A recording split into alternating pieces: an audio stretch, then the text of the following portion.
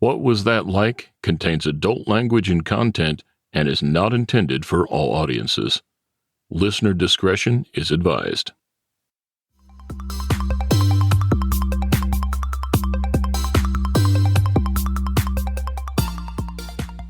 Welcome to What Was That Like? I'm your host, Scott Johnson. This is the show where we talk to regular people just like you or just like me, who have found themselves in an extremely unusual situation. We'll hear their stories and get inside their head because we all want to know, what was that like? More information about each episode at whatwasthatlike.com. Here we go.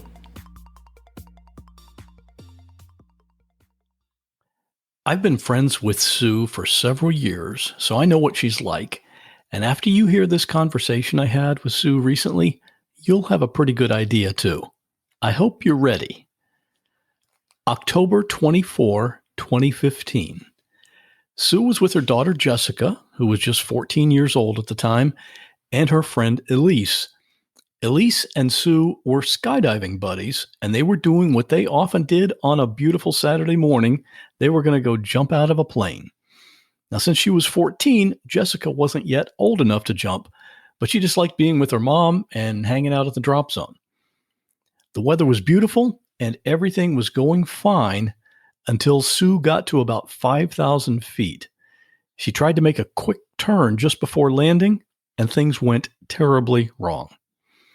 The thing about Sue is she has a heart full of compassion and love like few people I know.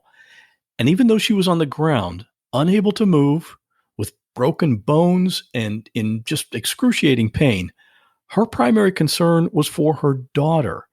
She didn't want Jessica to see her in pain and be traumatized by that. Now, obviously, Sue survived. And wait till you hear what she's done since then. In the show notes for this episode, I'll have a link to the blog post that Sue wrote about her ordeal. And there's also a video of the first part of that fateful jump, the free fall part. You can see that at whatwasthatlike.com/17. And did you know that I post something interesting or thought-provoking every single day on Instagram? You can follow me at whatwasthatlike. And now, please enjoy my conversation with Sue. Sue, my friend, thanks for coming on the show. Hi, Scott. Thanks for having me. You know, I want to give people a little bit of background that so they know we have known each other for years, literally, in a variety of different contexts, too. Well, actually, a couple of different contexts. You and I are part of the ultramarathon community. We've both done long ultramarathons. Matter of fact, I think I actually interviewed you on a different podcast when you finished your first 100-miler. Was that right? You did. You did. Yeah, that's been a few years ago. And I know we see each other at races fairly regularly. And we've also worked with the homeless. You have a heart for the homeless community like I do. And we've gone to places and given out food and blankets and stuff like that. And I know we both enjoy doing stuff like that as well. We do. Thanks, Scott. And not only that, but you are a listener to this podcast, like from the first episode, I think, right? Yes, I love your podcasts, and I love podcasts in general. And now you have fulfilled your lifetime dream of coming on this show, right? It was one of my bucket lists. I am happy to help make that happen. And I have to tell you this, I don't think I've ever told you this before, but you are one of the 3 most positive-minded people that I know. One of them is my friend Andrea, who I used to work with, and I still see her every once in a while. The second one is my mom, and the third one is you. You are, it's like everything you see or do, you kind of, no matter what it's like, you spin it into something positive, and you just seem like you just love life. Is that pretty much your outlook? That is. Thank you, Scott. That's nice. Sure. Okay, well, let's talk about the events leading up to this day, this thing that happened. Skydiving. How many solo jumps had you done before that day? So I had 77 jumps before that day, solo jumps. And then I probably had 8 tandem jumps prior to that. 77 to the average person, that seems like, wow, that's a lot of jumps. But in the skydiving world, that's kind of still a newbie, right? Oh yes, that's baby steps. Baby steps. I had dreams of having thousands of jumps, but didn't get there yet. I know you really love skydiving, but when you went up that first time, I mean, I've seen videos of people going their first tandem jump or even their first solo jump. How scared were you the first time you jumped out of a plane? I was pretty scared. And I think that every skydiver that I know still, no matter how many jumps they have, there's still that healthy respect for getting up in the plane and doing what you're going to do. But my very first tandem, I was scared. I kept asking my tandem instructor, "You sure that we're connected? Are you sure we're connected?" But the second we fell out of the airplane, I was in heaven. It was the most exhilarating, beautiful, peaceful, chaotic, serene thing I've ever done. And I instantly fell in love. And in fact, the very first time I did that was at an ultra event, the Skydive Ultra. My first tandem was in January 2015, where you did a tandem jump and then you ran a 50K. So I did, I think, 3 tandem jumps, then ran a 50K, and then did 2 tandem jumps afterwards because I just loved it. It was phenomenal. So you did 5 jumps that day? Yes. Had you planned to do that, or you just realized after the first one that you loved it so much? Absolutely not. I just realized it after the first one how much I loved it. And that feeling of freedom and speed and chaos and beauty is just I just can't describe it. It's hard to describe. I know. I've heard you say before, and I've heard other people say that the people that have not done it, you just don't understand until you do it. Right. And I have not done it, so I don't understand it. But what I find curious, though, is your use of the word chaos right in the middle of beauty and speed and silence. And how does chaos fit into that? So it's interesting because there's so many things happening at the same time. You're falling through the sky, which is an unnatural feeling, but you see the curvature of the earth, the beauty, there's a bunch of noise. So it's chaotic and beautiful all at once. And it's once you, at the time once the tandem instructor, once we came under canopy, it was just all of that noise stops and it's just quiet and it's beautiful. And gosh, I miss it. All right. Well, before we get into that day, I've got one more question to ask you before we talk about that one jump. In general, what is your pain tolerance like? I have a pretty high tolerance for pain, and I think many people will tell you that as well. I think anyone who runs ultramarathons has to have at least some high level of pain tolerance, but it's pretty high. All right, so let's talk about that day, the fateful day when this happened. So you were with your friend Elise, and also with you was your daughter Jessica.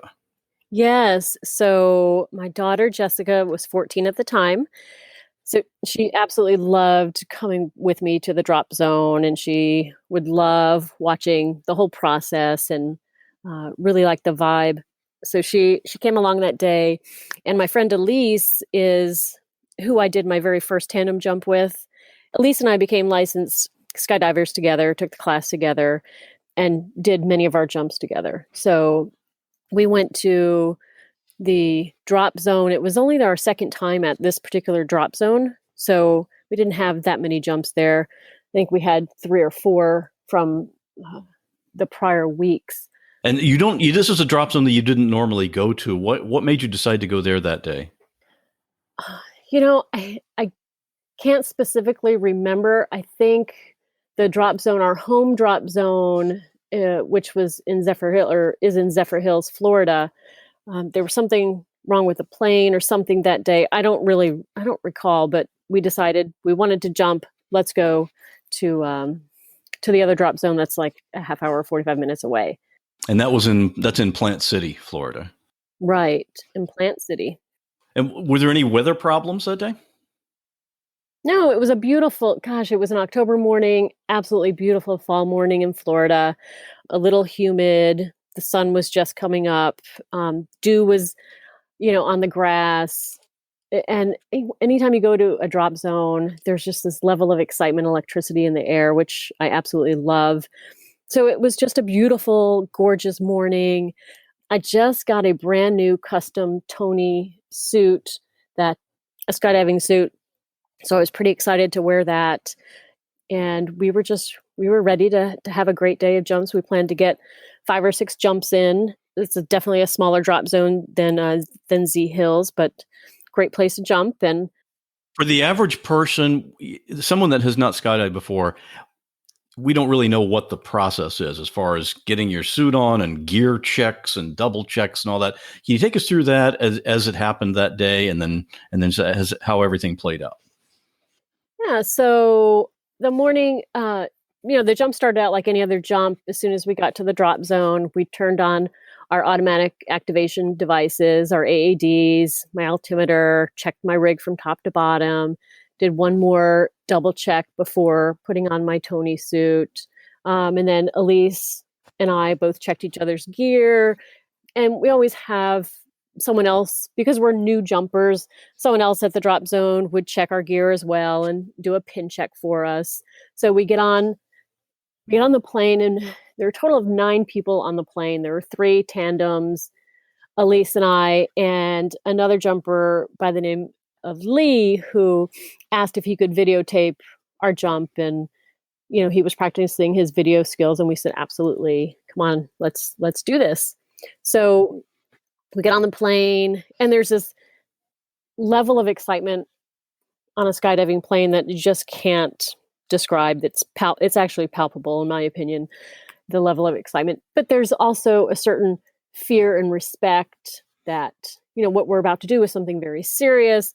As jovial as everyone is and as excited as everyone is, safety is everyone's 100%. It's priority. 100% of the time is safety. So, we get on the plane, and a new jumper, I'm always double checking my gear, double checking my pin. And we're talking to the guys on the way up who are tandems. And I think it was a bachelor weekend for them. One of the guys was getting married, and it's a pretty small plane. And he said, hey, do you mind if we do a couple barrel rolls? And Elise and I look at each other, and our eyes widen real big, and we're like, heck no, that's great. I've never been in a plane that's done a barrel roll before. So it's a pretty small plane. And so they talk to the pilot, and the pilot says, sure, we can do that. So we stand up, and we're it's like a starfish figure in the plane, because it's a pretty small plane. And Elise and I are standing up with our hands on the roof of the plane and our feet spread apart. And we did 3 barrel rolls in the plane, which is really kind of neat. It was kind of exciting. I got a little dizzy for a second, but it was good. We leveled off and then got to altitude, and the green light goes on, the door goes open in the plane, and you get ready to jump. And before, what I think I forgot to mention, before we got on the plane, there's a landing pattern that you have to do in order to land after you jump. And there's a plan that you have to have that you need to have in place. So Elise and I talked about the landing pattern. We checked the winds, and we asked someone else at the drop zone to double check our landing pattern, because we're new jumpers and we want to make sure that our plan would be safe and is the right thing to do. And the idea with a landing pattern is that you want to actually touch down or come in against the wind. Is that right? That's right. Okay. That's right.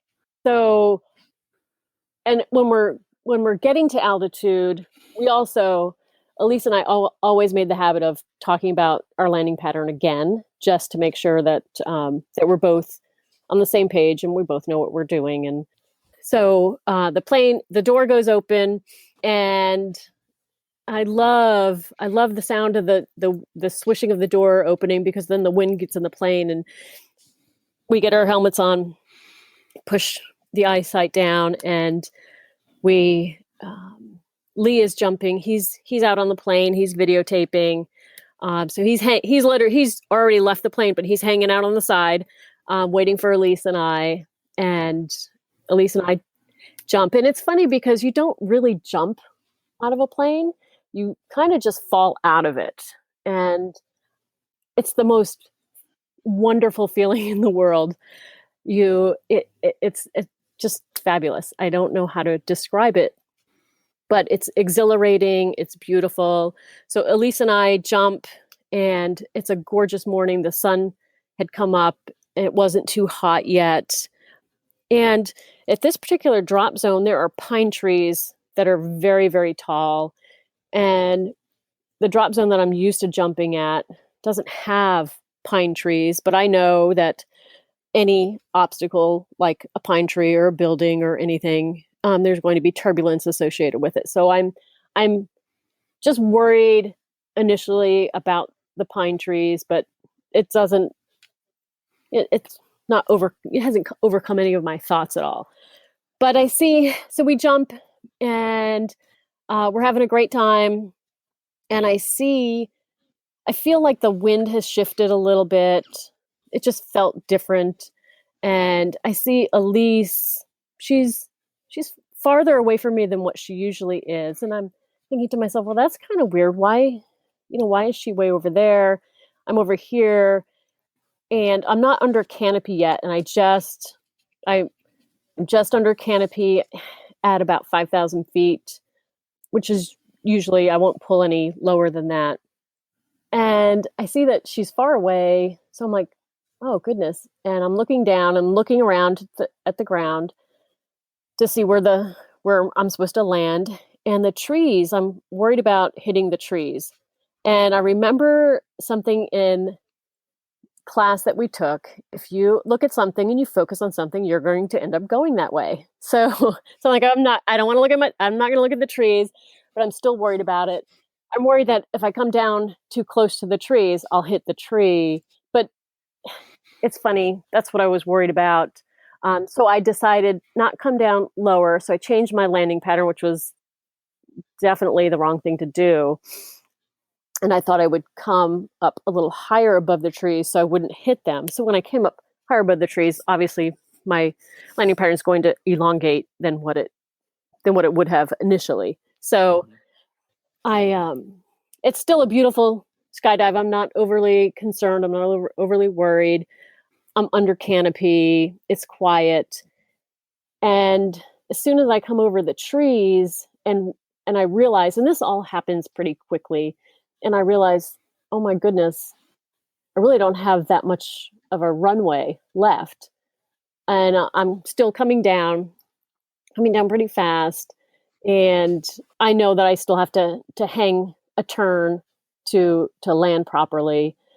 But as I'm coming in pretty fast, there's a barn in front of me, and I'm thinking, shoot, if I still come down as fast as I'm coming, I'm going to hit that barn. And if I hit that barn, I'm probably not going to live. So that's a bad thing. It's a bad thing. And all of this happens in like a split second. Said, okay, obviously I want to live, and I'm going to turn left. So as I turned left, when you're turning left, you're moving your left arm, so the canopy, the cells turn, the whole canopy turns and your cells turn left. So as I did that, I look up for a split second to check it to see if what my canopy was doing, and the last 3 or 4 cells of my canopy collapsed. And I knew something bad was going to happen. And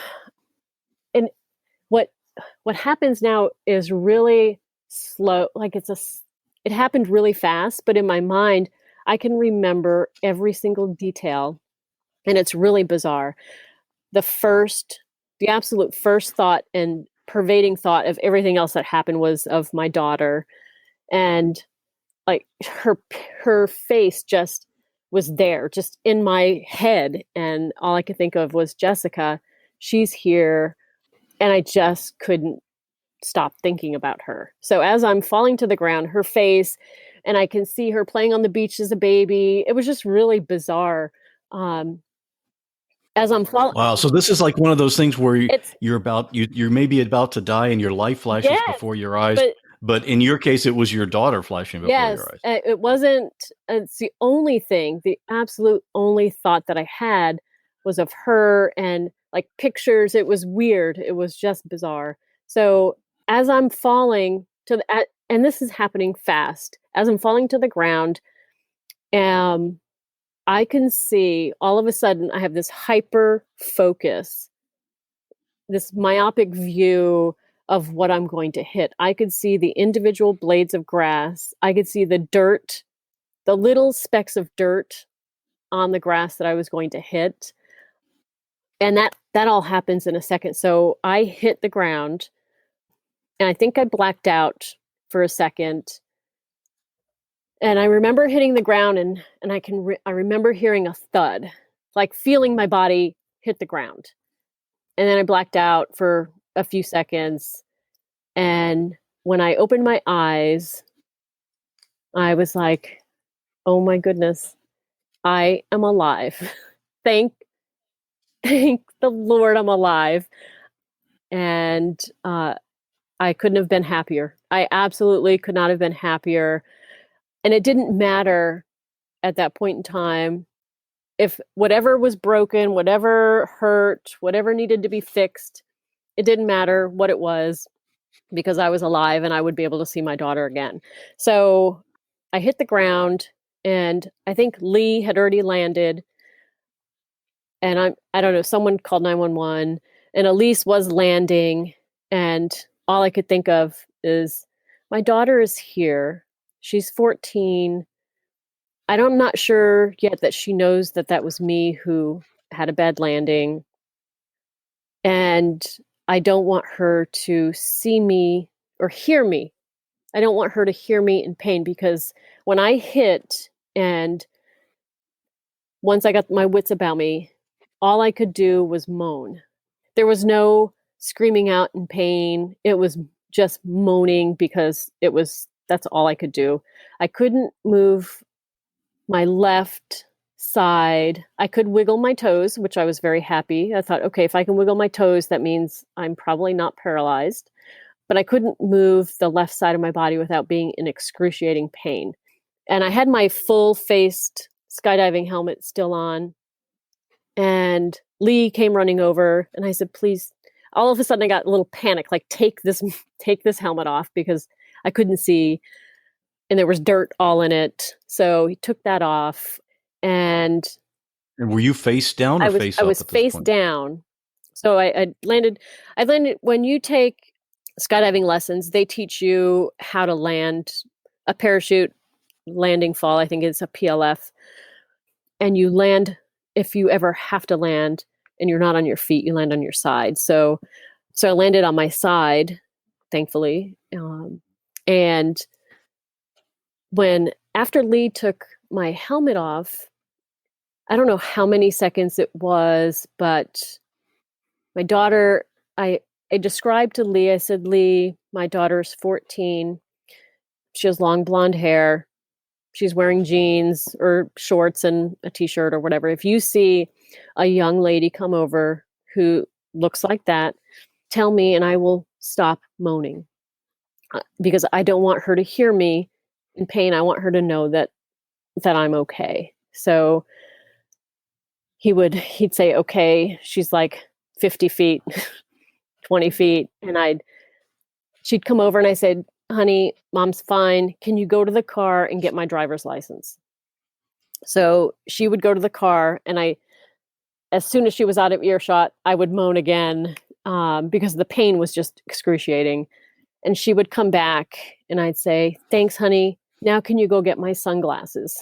And she would go to the car, and she would do that. And then the third time I asked her to go get my insurance card, because I knew that the paramedics were coming, and I reassured her that I was okay, but I knew she was worried.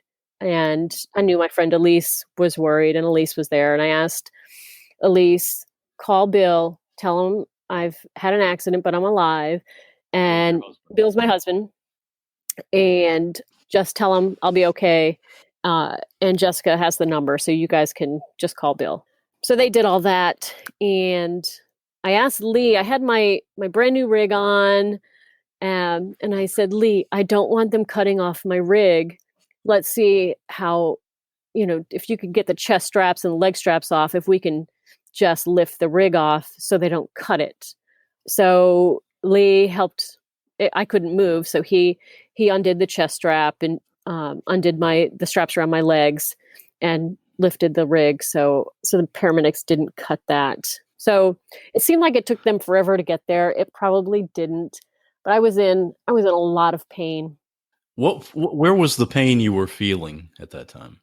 So it was my back, my leg, like my whole pelvis area. That whole from my abdomen down was hurting,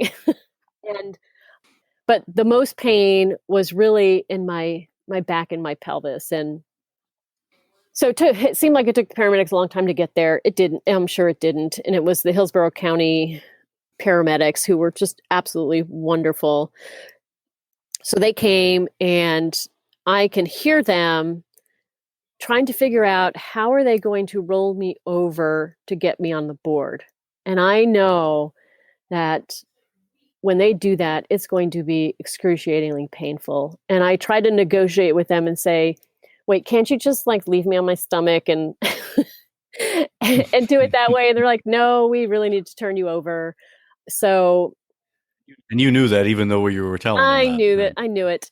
And, when they do that quick body assessment to see what's broken or whatever, I was like, please don't squish my pelvis or my ab, don't do that, because that's going to hurt. And he's like, look, I got to. So that was extremely painful. And I think probably the only time I screamed out in pain where my daughter was present was during that time where they did that initial assessment. So they kind of flipped me over, and I don't remember exactly how, but I remember it being very painful. How they flipped me, I just don't. It's like it's gone. I don't know how they did it, but they flipped me over, and I couldn't put my left leg down in a straight position because it was too painful. So I asked them to, leave my leg up and they found a pillow and put a pillow, and they kept telling me it's going to be bumpy when we get you on the stretcher and try to get you into the ambulance. And I was like, just give me something for the pain. I'll take the bumps, just give me something to take the edge off a little bit.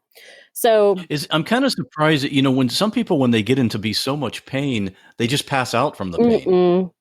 But you weren't that fortunate, I guess. No. And I don't ever, I don't know. I want to be aware of everything, and I want to be in control of, at least try to be in control of whatever I could at that point in time, because I just helpless. Like I can't move. I can't walk. I can't do anything, but I want to try to be in control. And I asked them where they were taking me, and they said the closest trauma center is in Lakeland. So we'll be taking you there. And had I thought about it more, had I had my wits about me more, I would have asked them to take me to Tampa General, only because my family, my house is like an hour and a half away from Lakeland. And, it was just a long drive every day for my husband to take. But anyhow, I didn't have You just weren't thinking. Why weren't you focused on this? I wasn't thinking. So they took me to Lakeland, and just the paramedics were just fabulous. I can't remember the paramedic's name, but I remember him telling me he had 5 kids, and I can remember the driver apologizing for every little bump in the road. We had to drive over some railroad tracks, and I can remember her just apologizing profusely, because any movement, Scott, like any movement, just it was painful. It was really, really painful. So they gave me as much pain meds as they could. And they couldn't give me a whole lot until I got to the hospital. So we got to Lakeland Memorial, and some of the good things about being a trauma case or whatever you want to call it is that you get like speedy stuff, like your medical assessments, your triage, your CAT scans, your x-rays, your blood work, all that stuff is like done in a second. So they wheel me in and they do like a quick assessment and then immediately take me to CAT scan and x-rays. And what seems like, and I saw my husband arrived. And I was so grateful that my daughter now, who was with me, who refused to drive in the ambulance, who drove and followed my friend Elise in my car to Lakeland. So now my daughter had her dad, my husband, and that was nice. She looked pretty freaked out, and she still doesn't like to talk about it, which is okay. Anyhow, I think she was traumatized that day. I think she knew how close things could have, gone differently. I think had I landed a little bit differently, even just half an inch different, things would have definitely, if I landed on my chest, things could have, I wouldn't be doing a podcast with you today, I'm sure. Mm-hmm. And that was your concern at the time, is that you didn't want her to be so traumatized. Yes. But even though you minimized that as much as you could, a 14-year-old kid, that's not something they should say. I mean, some adults would be traumatized by that. Yes. But she's as any kid, she's resilient, and she's a fabulous child. So I'm in the initial assessment, and they look at the CAT scan and the x-rays, and the doctor said, look, let's hope for a broken hip and not broken pelvis and stuff. Let's just hope for that. And we're like, okay, we'll hope for that. And by that time they gave me some pretty good drugs. So I was like, that's great. So within it seemed like 20 minutes, it was very quick. Within an hour of me getting to the hospital, I don't know what I expected, but I can remember feeling when they read my x-rays and CAT scan and stuff, and the doctor said, okay, we're going to take you to a room now. I was like, what do you mean you're going to take me to a room? Like it's not what I expected. I expected I would be able to just get up and walk away, and it would just be, a little boo-boo, and that was it. And so they took me to the trauma floor at Lakeland Memorial, which is always an interesting place, house of horrors. And I say that only because, there's some pretty bad stuff that goes on, bad accidents, car accidents, motorcycle wrecks, people moaning, crying. It was just an interesting time to spend. A week on the trauma floor is not something that I would recommend for anyone to do for entertainment. But anyhow, they take me to a room, and I'm sharing a room with a woman who got in a motorcycle accident. So they dubbed our room the female daredevil room. And so I get to the room, and they're not sure yet whether I need surgery. And they say, no, you don't need, initially, no, you don't need surgery. And this was a Saturday. And I was like, good. And they said, we'll have someone else read the x-rays, but we think you're good. You just need to just rest for right now. I'm like, okay. So they gave me pain meds, and I was still in a lot of pain, and they would come in and try to move parts of, because I still couldn't move. I still could not move the left side of my body at all. And I was still in a lot of pain. Well, let me ask you this. I want to clarify this. When you say you couldn't move, you weren't paralyzed, but you're saying you couldn't move because it would be too painful. Yes, that's right. I couldn't move because it was so painful.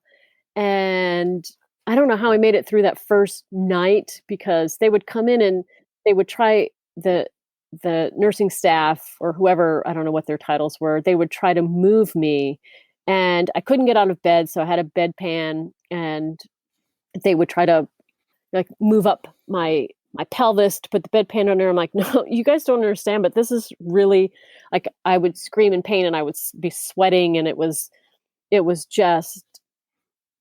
pretty bad. It was pretty bad. So the Sunday morning rounds, the trauma doctors coming, they go to every patient and ask them questions and do an assessment. And I said, look, every time, if I breathe, if I move just a certain way, there's something that's just not right in my lower back. It's just like, it's an electrical shock that I'm feeling. This is not, and it's very, very painful. So they came back in a little bit later and said, okay, you're going to have surgery today. We're going to put your leg in traction, so to allow for the swelling to go down or something. I can't remember exactly what they said.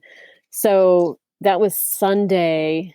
I had some skydiving and ultra running friends who came to the hospital, and we were just hanging out, and my surgery was scheduled for 4:00 on Sunday. And I was I can remember getting wheeled down to the surgery center and being the only person in there. And it was just probably one of the loneliest times ever. It was just me. It was only me. And I was, and you're thinking, what's going to happen? What could go wrong? Am I going to walk again? Will I run again? Will I be able to do the things I've always loved doing? And I had asked the trauma surgeon that before, and he said, I don't know. I can't promise you anything, but you likely won't be able to do all of those things. So the reality of my injury, and by the way, the injury I had was I had broke my pelvis in 4 places, my sacrum, and my L4, L5 transverse process. So it was actually, once they had someone else look at the x-rays and the CAT scans, it was, I think, more than what they initially thought. So I had that surgery on Sunday. They put my leg in traction, which was pretty archaic, because when I got back to my room, I'm kind of looking at it, and you get this steel rod put through your femur right above your kneecap, and then there's like wires that come out of that attaches a rope to a sandbag at the end of my bed. So, and I kept looking, I'm like, that is really weird. Like, that's really bizarre and very archaic. And I kept, every time someone walked into the room, because I was the first bed, I'd say, please don't hit that sandbag. Like, whatever you do not hit that sandbag. And because that's a natural human inclination. Oh, there's a sandbag hanging there, I better punch it. Oh my right? gosh! Or accidentally rub up against it when you're getting to the other bed, or moving something for me. And so I still couldn't move, and I couldn't move until I had another surgery scheduled on Tuesday. So it was an interesting time. Some of it I don't remember because of the great drugs I had from being hospitalized. But I just started wondering, am I going to be able to do all the things I love? And I thought, you know what? There's no doubt. There's absolutely no doubt I'll be able to do it. Even if the doctors say I can't, I'll definitely overcome this and be able to do it. And then I started wondering, well, what's the goal for recovery? And the doctor said, look, you're going to be in a wheelchair for a while, and then you'll graduate to crutches, a wheelchair to a walker to crutches to one crutch, and then you'll be able to, bear your own body weight. And it's going to take quite a while for you to get that done. You'll likely be in the wheelchair for probably 6 months, and then the walker and crutches for, months, 3 or 4 months after that, and then the single crutch. And so it's going to be a long recovery. So they're telling me this, and I'm like, dude, you don't know me. That's not, and I'm looking at my husband, and he's like, we have this communication thing going, this nonverbal communication. Because he does know you. He does know me, and he knows that I'm just not going to settle for that. And that's just not how I roll. So, you just decide, Scott, and it's a mental decision that you're going to get through this, you're going to recover, and you're going to come back no matter what anyone says. You're going to just come back stronger and much more knowledgeable and better than you were before. Then you live life differently. You look at things a lot differently. And, I had my second surgery on Tuesday where they put a 7-inch steel screw in my back. It goes through my pelvis and my sacrum, which it's still there. So 7 inches, if you imagine that, that's pretty big. And I'll have to show you the X-ray of it. I think it's posted on my Instagram account from that time. But anyhow, it's interesting because you can just see how big it is. So I had that inserted and my leg taken out of traction, thank goodness. And the very next day, that Wednesday, they wanted me to get out of bed.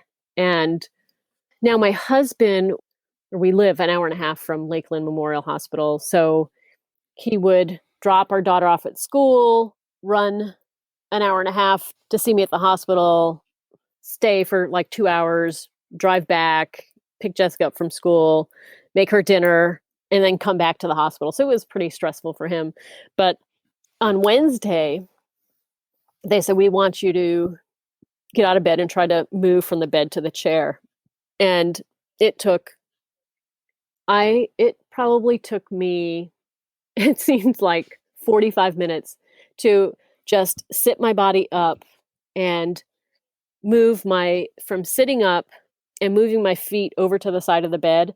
I was sweating like I had just run 50 miles. It was so much work and it was so hard. So I finally was able to just do that, move, sit up and move my legs over to the side of the bed. And then they said, okay, let's try to move to the chair. So, they help you, or they show you ways in which to do that. And once I got in the chair, I was exhausted. I was so exhausted. And I just thought to myself, holy cow, this is going to be harder than I thought, because it just took me what seems like forever to get from the hospital bed to the chair. And I'm exhausted beyond anything I've ever felt before. And how am I going to get back?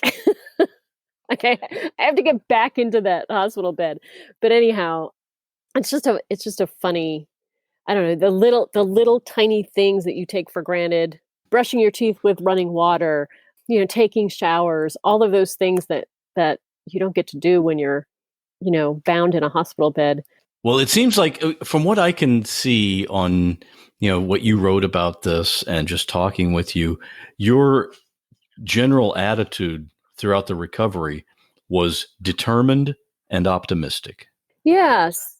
How much of a big part of your recovery was your attitude in going into it? So it has to be, in my opinion, it has to be at least 90%, because I think, and I know that your body reacts to how your mind thinks and what you perceive. Your body's going to react to that.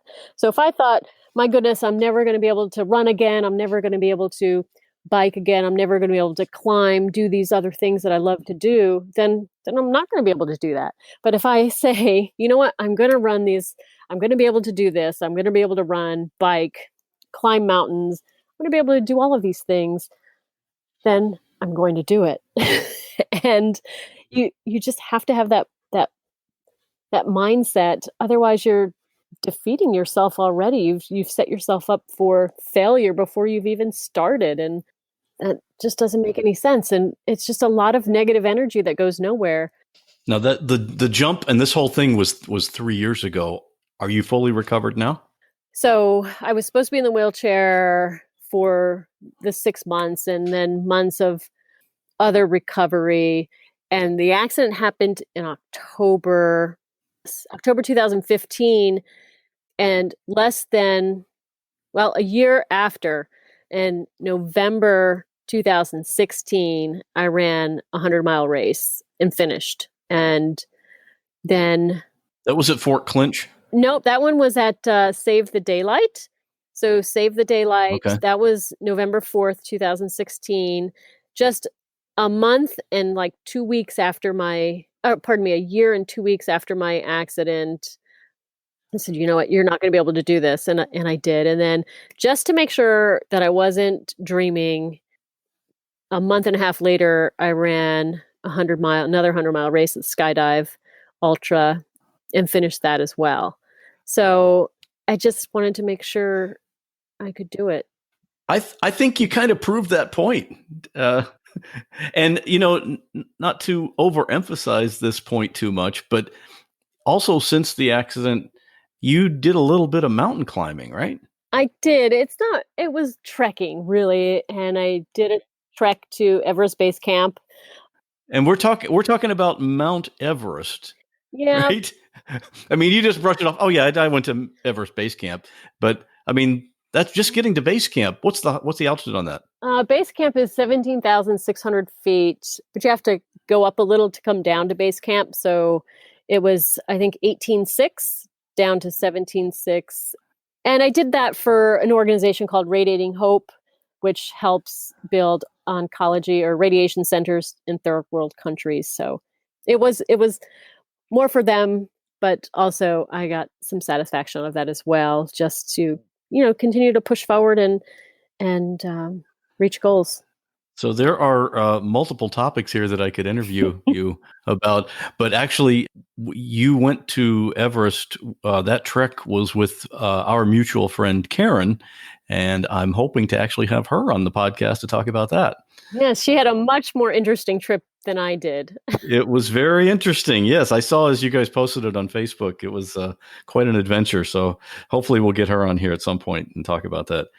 In looking back at this, what could you have done differently to avoid that crash landing? Or would a more experienced skydiver have had the same result? Or could you have done something?